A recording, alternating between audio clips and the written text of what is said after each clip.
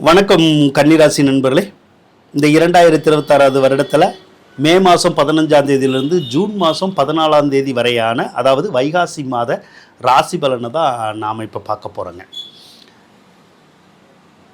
முதல்ல உங்களுடைய ராசிக்கு குரு பகவானை எடுத்துக்குவோம். குரு பகவான் 10வது இடத்துல இருந்தால் பதவி பறிபோயிரும் அப்படின்னு தான் சொல்லுவோம்.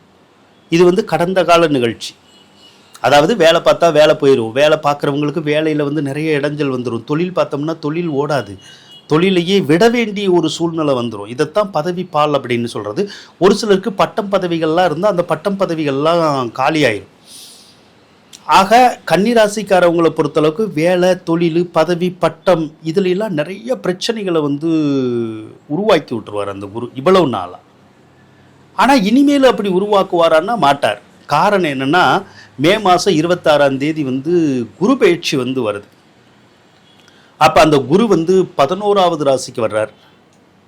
11வது ராசிக்கு வந்தால் சகல விதமான பாக்கியங்களையும் அவர் கொடுப்பார், சகல விதமான சந்தோஷங்களையும் வெற்றிகளையும் அவர் கொடுப்பார்.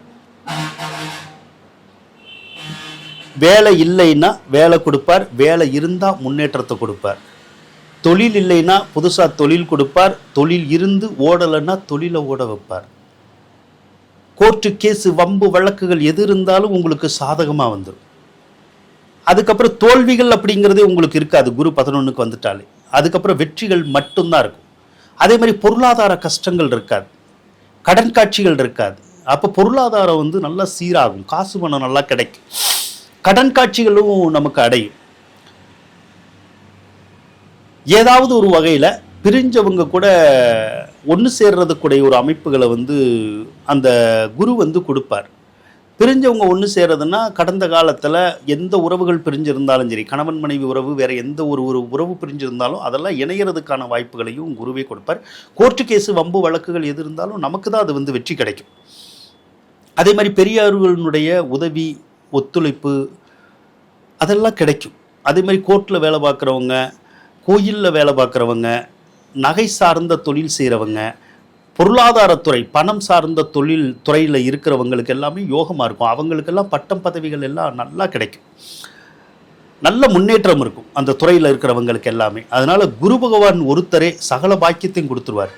அதே போல் அவர் 4ஆம் அதிபதி வேறு உங்களுக்கு. அவர் வலிமை பெற்றாலே ஏதாவது ஒரு சொத்து பத்து நம்ம வாங்கக்கூடிய ஒரு அமைப்புகள் கிடைக்கும். ஒரு சிலருக்கு இந்த திருமணமாகாதவங்களுக்கு திருமண பாக்கியத்தை கொடுக்க பார்ப்பார். அதனால் குரு ஒருத்தரே சகல விதமான யோகங்களையும் உங்களுக்கு கொடுத்துருவார். அடுத்து சுக்கிர பகவான் வேற இப்போ 9ல் தான் இருக்குது. 9ஆம் இடம் பலம் பெற்றாலே தந்தைக்கு நல்லா இருக்கும். அதே நேரத்தில் வெளிநாடு சார்ந்த யோகங்களும் நல்லா இருக்கும். இப்போ வெளிநாடு வேலைக்கு போகணும், விசா வேணும், பிஆர் வேணும், இந்த மாதிரி விஷயமெல்லாம் கூட சிலருக்கு நடக்கிறதுக்குடைய ஒரு அமைப்பு இருக்கும். அல்லது தூர தேசத்தில் வேலை கிடைக்கிறது, ரொம்ப லாங் டிஸ்டன்ஸில் அந்த மாதிரியான விஷயங்கள் இருக்கும். சிலருக்கு சுற்றுலா கூட வெளியூர் வெளிநாடு போகிறதுக்குடைய ஒரு அமைப்புகளை அந்த சுக்கிரன் கொடுப்பார். அதே சுக்கிரன் இப்போ 10வது ராசிக்கு வந்துடுவார். அப்போ சுக்கிரன் 10வது ராசிக்கு வர்ற போது உங்களுக்கு அவர் தனாதிபதி. அவர் 10வது ராசிக்கு வந்தால் அப்போ பணவரவு இருக்கும், தனம் அப்படிங்கிறது நிறையா இருக்கும். அப்போ பொருளாதார கஷ்டங்கள் நீங்கக்கூடிய ஒரு அமைப்புகள் உங்களுக்கு இருக்கும். ஒரு சிலருக்கெல்லாம் வீடு கட்டக்கூடிய அமைப்பு, வாங்கக்கூடிய அமைப்பு, அல்லது எலக்ட்ரானிக் சாதனங்கள் வாங்குறோம்ல, அதுக்குடைய யோகத்தை எல்லாம் அந்த சுக்கிரன் தான் உங்களுக்கு உருவாக்கி கொடுப்பாங்க. புதன் வேற 10வது ராசிக்கு தான் வர்றார். புதன் 10வது ராசிக்கு வந்தாலும் அப்படிதான், வேலை தான் கிடைக்கும். சிலருக்கு சொந்தமாக தொழில் செய்கிறதுக்குடைய யோகங்கள் கண்டிப்பாக வரும். இந்த மாதம் இருக்குது, வைகாசி மாதத்தில் தொழில் செய்யணும்னா செய்யலாம். ஆனால் உங்களுடைய சுய ஜாதகத்தை முழுக்க பார்த்துக்கணும். ஏன்னா அதில் விரையாதிபதி தசை ஓடக்கூடாது. விரையாதிபதி தசை ஓடுனா புதுசாக தொழில் தொடங்கக்கூடாது. விரையாதிபதி தசையில் நல்ல தசாபத்திகள் ஓடுது அப்படின்னா தாராளமாக நீங்கள் தொழில் பண்ணலாம், புதுசாக தொழில் தொடங்கலாம், அல்லது தொழில்களை விரிவுபடுத்தலாம். கண்டிப்பாக அது உங்களுக்கு உயர்வை கொடுக்குங்க. சூரியன் வேற உங்களுக்கு 9வது ராசியில் தான் இருக்கார். அதனால் அப்பாவுக்கு ஏதாவது உடல்நல கோளாறுகள் மட்டும் வரும். இந்த காய்ச்சல், சளி, இருமல் சொல்கிறோம்ல, அந்த மாதிரி தொந்தரவுகள் மட்டும் வரும், வேற ஒன்றும் பிரச்சனை இல்லை.